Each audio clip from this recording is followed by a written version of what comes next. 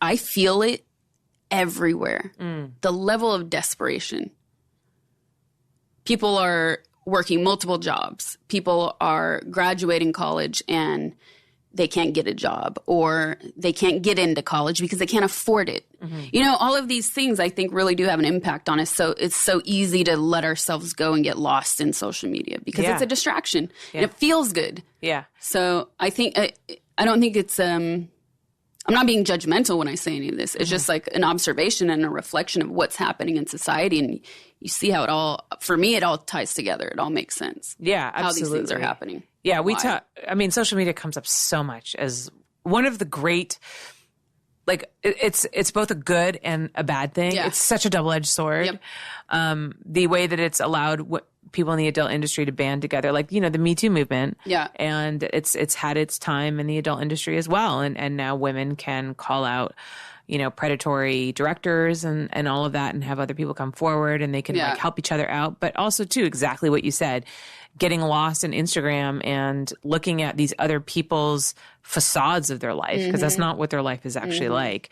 And then feeling this constant need to achieve all of these unrealistic things. I mean, I find myself caught in that all the time. Yeah. Like I do a million different things because I'm crazy. But I'll see somebody doing, you know, somebody who's doing one particular thing. Maybe they're just directing. You know what I mean? Right. Like I'm directing and I've got a podcast and do I do anything else? I think that's all I do. Anyways, but you know what I mean? And I see this person achieve this and I'm like, that should be me. Yeah. I should be doing that, you know, or I see somebody doing really well with their podcast. I should be doing like all of the things, you know, I feel like, why I haven't achieved, and it can make me feel like really terrible about myself. Yeah. And getting lost in that scrolling, like it's fucking, and we don't talk to each other anymore.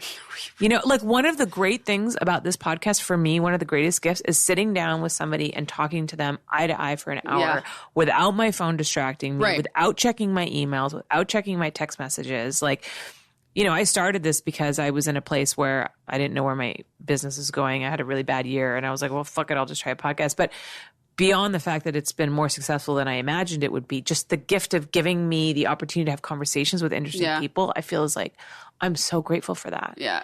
And I feel like people are really looking for that. They're looking for that connection. A connection. Absolutely. Yeah. Absolutely. It's hard to find. Yeah. It's hard to find. Yeah. I mean, I find myself in situations, like social situations all the time, where people they're actually so disconnected and it's almost like they don't know how to socialize. I'm not saying I'm not a great socializer. Yeah. I'm definitely not. It doesn't come naturally to me, but it doesn't mean I don't try. Doesn't mean I don't try. You have to keep trying. Yeah. I had a friend, she's actually a friend of a friend, and she's younger and, you know, grew up with social media, and she literally like can't have a conversation with you unless it's on Snapchat.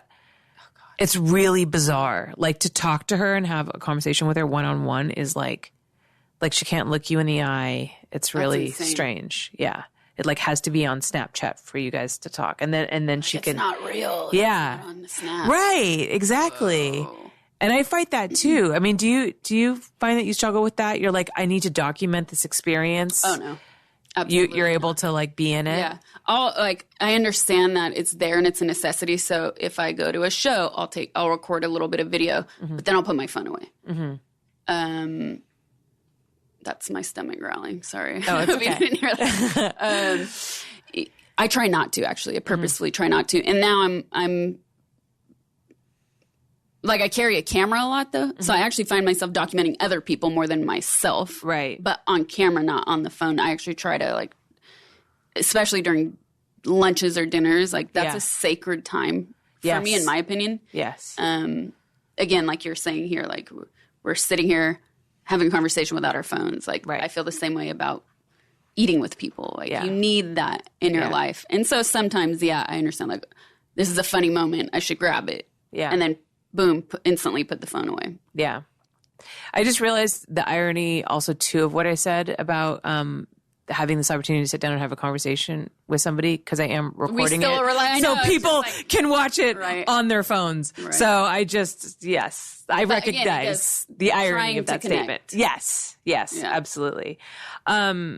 So going back to just your early career and adult, when you first like broke into the industry and you were, you know, super popular, people were saying you were going to be like the next Jenna Jameson. Did that bug you, that like comparison? Because I feel like a lot of people say that, like she was the the last big porn star, and she was like the epitome of what one, the like height of fame that one can reach. And I just feel like it's a strange.